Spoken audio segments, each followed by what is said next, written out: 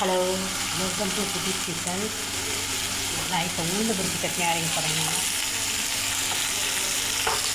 ஐயோ,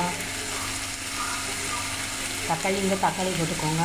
இல்லாட்டி கொஞ்சோண்டு புளி சேர்த்துக்கோங்க. புளி போட்டு நல்லாயிருக்கும். கருவேப்பிலை, கொத்தமல்லி செடி சேர்த்து போட்டு வதக்கி எடுத்துக்கோங்க. நல்லா வதங்கிடுச்சுங்க. இந்த ஸ்டேஜில் இறக்கலாம்.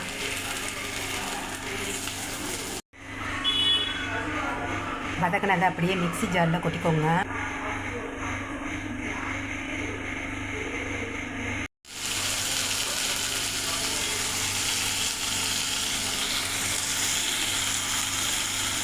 Hello, welcome to Sudheesh kitchen. நான் இப்போ உளுந்து பருப்பு சட்னி அரைக்க போகிறேங்க. ஐயோ, தக்காளி போட்டுக்கோங்க. இல்லாட்டி கொஞ்சோண்டு புளி சேர்த்துக்கோங்க. புளி போட்டு நல்லாயிருக்கும். கருவேப்பிலை, கொத்தமல்லி செடி சேர்த்து போட்டு வதக்கி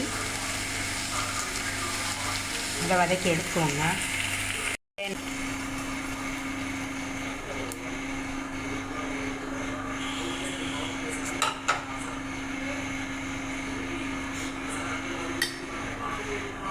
தாளித்த கடுகு உளுந்து சட்னியில் ஊற்றி வச்சுங்க.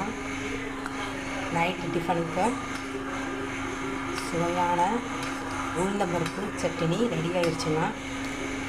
நீங்களும் இப்படி செஞ்சு பாருங்க. பிடிச்சிருந்தால் லைக் பண்ணுங்கள், கமெண்ட் பண்ணுங்கள், ஷேர் பண்ணுங்கள். அரைச்ச சட்னியை கிணத்துல ஊற்றி வச்சுக்கிட்டோங்க. உப்பு உரப்பு எல்லாம் சரியாக இருக்குன்னு பார்த்துக்கோங்க. ஒரு வடை சட்டியில் 1 ஸ்பூன் எண்ணெய் ஊற்றி கடுகு போட்டு தாளிச்சுக்கோங்க.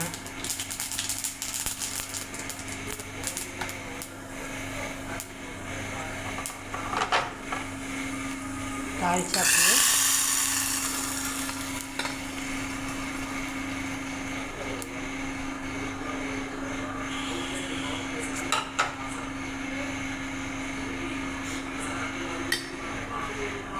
தாளித்த கடுகு உளுந்து சட்னியில் ஊற்றி வச்சுங்க.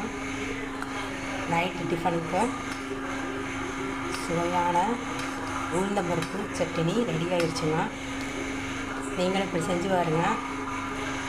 பிடிச்சிருந்தால் லைக் பண்ணுங்கள், கமெண்ட் பண்ணுங்கள், ஷேர் பண்ணுங்கள். மிக்ஸி ஜாரில் போட்டு அரைச்சி எடுத்தாச்சுங்க. அதை அப்படியே ஒரு கிண்ணத்தில் கொட்டிக்கோங்க.